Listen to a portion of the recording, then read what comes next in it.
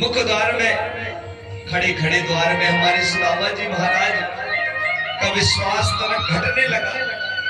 इतना समय हो गया, द्वारपाल भी नहीं आया, न जाने दर्शन मिलेगा कि नहीं मिलेगा। एक बार यदि दूर से ही देखने को मिल जाता, उसको देख लेता तो शांति हो जाती।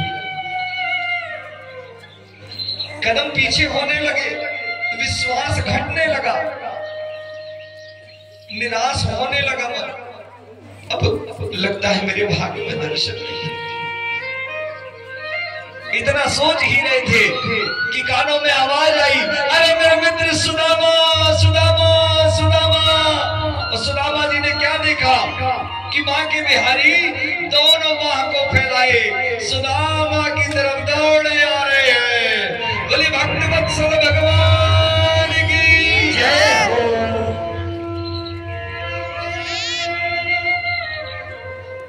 दोनों एक दूसरे के गले मिले। ऐसा लगा सुदामा जी को कि जीवन का सबसे बड़ा धन आज उनको मिल गया। परमात्मा से जैसे ही गले लगे, सुदामा जी को तो विश्वास नहीं हो रहा। ठाकुर को देख के ऐसा लग रहा जैसे ये ठाकुर मेरे इंतजार में बैठा था, इसको कैसे पता कि मैं आ रहा हूं। पर भक्त से ज्यादा मुकाबला भक्त से मिलने के लिए तो मेरा ठाकुर रहता है। भक्त एक कदम तो बढ़ाए उससे मिलने के लिए, 100 कदम क्या वो खुद चल के आ जाएगा, पर हम एक कदम उसकी तरफ नहीं बढ़ा पाते। सुदामा जी ने केवल विचार करके कदम बढ़ाया, सारी व्यवस्था तो ठाकुर ने कर दी।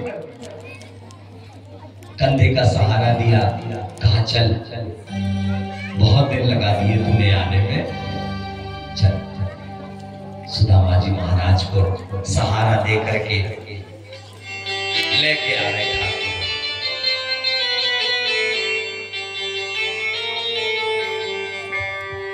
बोले सुदामा जी महाराज की जय हो।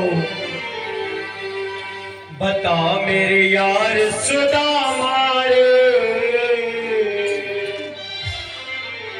बता मेरे यार सुदामा रे, भाई घने दिनों में आया। बता मेरे यार सुदामा रे, भाई बड़े दिनों में आया। बता मेरे यार सुदामा रे, भाई बड़े दिनों में आया।